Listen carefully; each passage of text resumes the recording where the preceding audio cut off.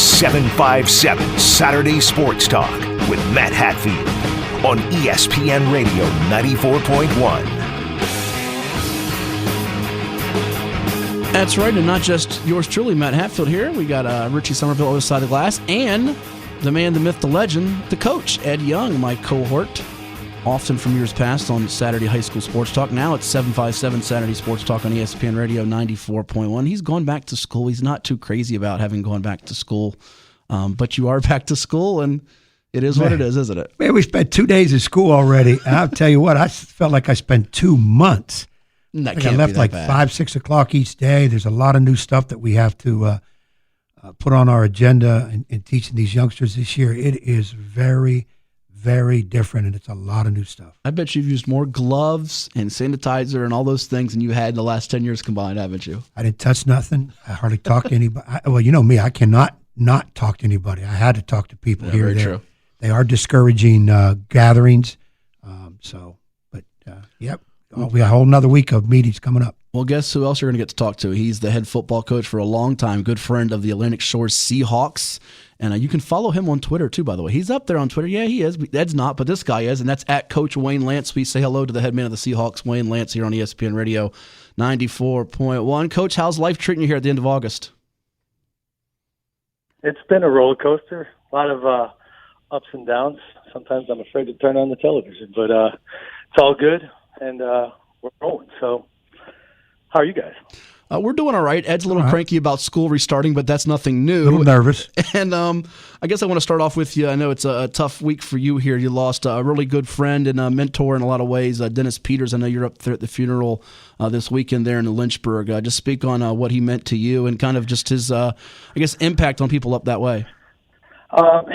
Dennis was a great guy. He was a quiet coach. When I got hired at EC Glass, I was a volunteer assistant 9th grade coach, and the next year I was the head freshman coach. And Dennis was always the guy you could go to. Hey, it just doesn't seem right. You know, you're a young coach. You're trying to plan some things. What would work here? And ask some questions. And was always willing. And the program went through some turning points. The longtime head coach who had led to many championships, Bo Henson, had been let go. They hired another coach, and then some things fell apart there within a week. And Dennis became the interim coach. And so all of a sudden he's putting together a staff and tags me to be a defensive backs coach. I never played defensive back. It was one of those unique situations, and he put it in my lap. And so we spent most of the summer working together on getting equipment right and making sure we had all the inventory and doing these things. And we get to the first day of practice, and I get my schedule. I see how much time I got. I'm like, all right, what am I doing? And he's like, that's why I hired you. And I'm sitting at it. I had a plan, but it was one of those things. He let his coaches coach. He always heard them. He'd walk by, wouldn't necessarily call you out, but he was quiet in the fact that he'd walk over and, hey, make sure his foot turns this way instead of this way. And it was subtle, it was simple, and you started picking up the nuances. And just a unique individual, always cared about kids, had great friendships surrounding him. So you got to know the people that influenced him as well, and just kind of let you be part of his life, and he was a great motivator. He was a great mentor. And there were times we'd come in. I got to Glass the year after they lost the state championship to Ronald Curry's team at Hampton. Mm-hmm. And so there was always those discussions about great players that everybody had played against. And one day when I was a freshman coach, walked down in the basement where the coach's office was, and everybody's huddled around this VHS camera, and everybody's watching this video, and says, you know who that is? And I had no idea who the player was. He's like, that right there is Allen Iverson. And he is killing us. And it was the state championship game from 92 at City Stadium here in Lynchburg, where, I think we see that most of the time on ESPN. And Dennis was always a guy, there's nobody you can't stop. And he just turned and looked at me and goes, that's probably the best player we've ever seen. And so, all the things you hear about Allen Iverson, and obviously a lot of people in the 757 were able to see. It's pretty cool being down this way and having come up this way, to see the respect that people had for the game and that particular player at that time. Dennis always had, man, a few words, but when he says that's one of the best players, that's one of the best players. So fortunate he let me be a part of the staff and impact kids and grow up in the game.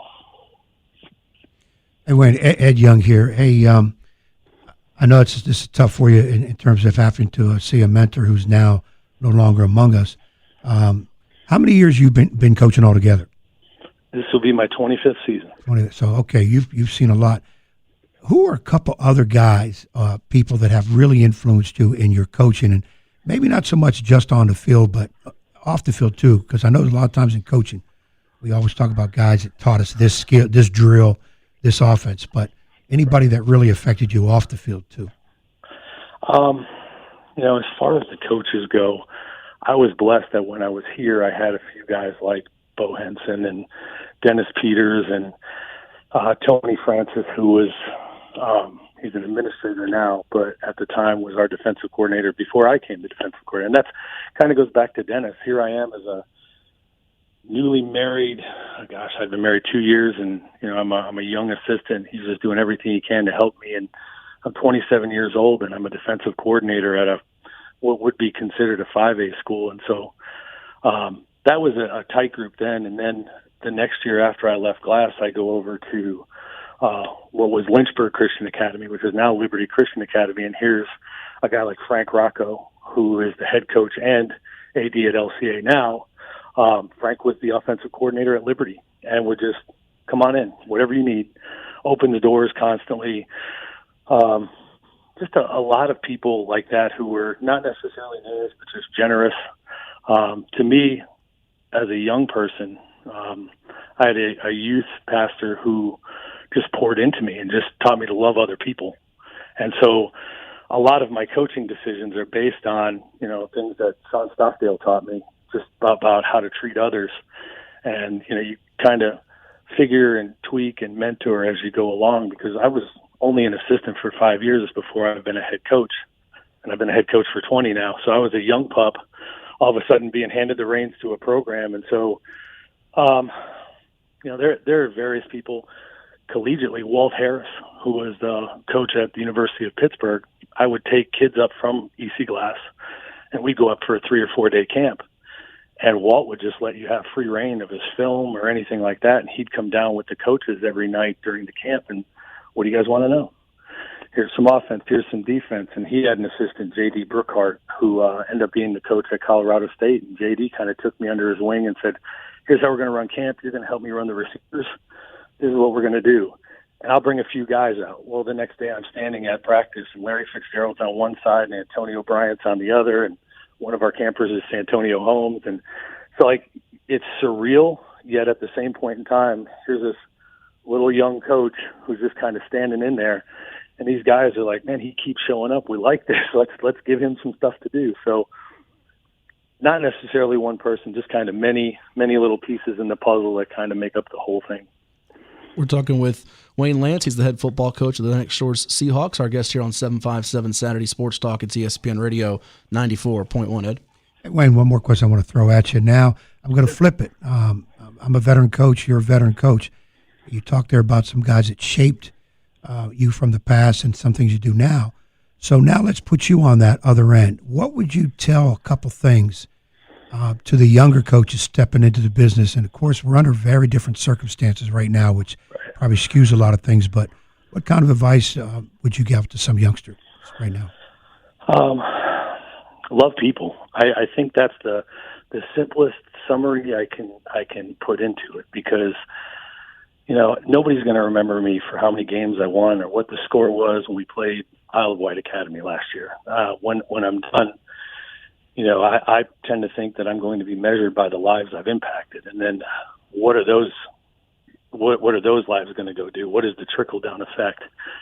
And so for me, when I see a young man and when I'm coaching people, I'm not coaching them, and I tell them it goes by fast.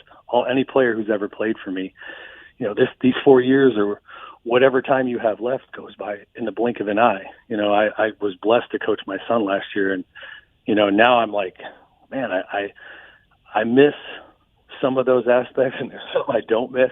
But you have this opportunity for such a brief period of time. So whatever you're investing, invest with the right heart motives. The wins will come and go, but what does that kid think after he leaves, and what things did you give him? How can you impact his life so he can go on? Because I'm constantly telling my guys, here's a premise we'll apply to your football life, but then there are so many things more in your spiritual, emotional, academic, athletic, and then your future. I'm coaching future dads and future husbands. And so those are the things that I try to give them to kind of combat the situation we may be in on a football field, but then also things they can go back and draw on in life later on when, the water pipes burst, you get fired from a job, you have some marital struggles, you have different things. And so I think those are more of the motivating things that I try to do, because the X's and O's change. The games change a little bit. You got to stay current with the times, but, people, as much as we think they change, people don't change. People need other people. They need to be impacted. So I think my number one thing is just to love other people, love the people you're blessed to coach, blessed to be around, and hopefully they can go on and bless others. And you kind of, I have a friend who always says, each one reach one. And so if we can continue to reach each other, and I've been blessed to have people that, may not have huge names or different roles, but impact my life differently and get me to see things that, as a coach, you get in season and you're just worried about the next practice and why that practice was so bad and what are we going to do? And, I come home and I've got these other faces at my house who are like, hey, Dad, can you help me with this math homework? Or, hey, I got to get to volleyball practice. Can you drive me out? And so there's a lot more that you reach, not just, and I guess the other thing I would say for young coaches is, as you develop a family, make it very clear as to what you need to do as a coach, but at the same time, you have to make it very clear that you have to set those boundaries so you can spend time with family and others. So that's probably the best way I can put it. Oh, well summed up there. And Coach, you referenced your son there. I believe Jaden, one of the area's top wide receivers a season ago. I think he's now at Lackawanna Junior College. Give us an update on how the Lance kids are doing. He's home. Okay. They went virtual this semester, so he will start classes on Monday, and been working out pretty much through the summer. And so he's kind of assisting me with whatever I can do. Got a job, so he'll leave in January. They're going to play their season. I think they begin practices March 1. Their season will run March 25 to May 25, and the national championship game will be played a week later. So he's home getting his stuff done online and getting ready to go, building up his body. And then my daughter just finished a whirlwind tour of about 7 colleges. She had a 1-week window to go visit colleges. She was interested in playing volleyball, so she did a cycle through Pennsylvania, Ohio, West Virginia, and Kentucky to get into schools before they opened, and so coaches could take her around campus and talk with her. So, and then the younger two, we got more time for them, but they'll be up and coming. But keeping those two busy and active is probably more than the older two. It's fun. Sure. Well, in our last couple minutes left, and I'm sure we're going to get you back on the program here sometime soon. Tell me, I guess, the outlook for everybody at the VISAA level. We know that they said that pretty much they're not going to, for lack of a better phrase, I think it was sanctioned championships due to COVID-19. Where do you guys stand with your schedule, and what's kind of the attack plan as we move here? So it was given to each conference and school as to what they would want to do. So we weren't limited. We were limited as far as having championships, but we were allowed to continue to look at different paths and avenues as far as it went on from there. So each school and some conferences have chosen to say, okay, we're going to do it this way. I know there's a conference in Northern Virginia that said, okay, we're going to play a 7-week winter season here, a 7-week fall season here, and then we're going to finish with a 7-week spring season, which was unique because you have the VISAA has said we're not going to go ahead with fall championships, but nobody's said anything about winter and spring yet. Obviously, we're all waiting on to see what those determinations will be. But some have just said, hey, we're doing this, and then we started to see, the TCIS develop a plan and everybody else. Well, there's still a few schools independently who have said, okay, we would like to try to play football in the fall or have fall sports. And so you have a host of schools there who are still looking at options. Some is left up to headmasters and school boards. Some schools have said, hey, we're pushing forward and making a schedule.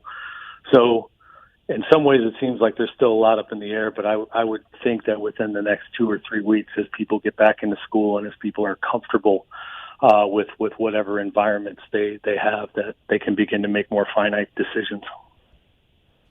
Well, definitely keep us posted. Best wishes to you and everyone there in Atlantic Shores and your family, and I'm sure we'll keep in touch. Yeah, I'd be glad to. Thank you, Coach. Take care, Coach. That is Wayne Lance, our guest here on 757 Saturday Sports Talk on ESPN Radio 94.1, and a very interesting setup potentially for the private schools with it. But much like the VHSL, everybody's kind of up. Everything's up in limbo, really. We don't know what's going to take place when it comes to football and the sports season. We'll come on back with another guest. That's Pete Medhurst. He covers the Nats and Navy and so much more up there in the D.C. area. It's 757 Saturday Sports Talk on your sports connection throughout Hampton Roads, ESPN Radio 94.1.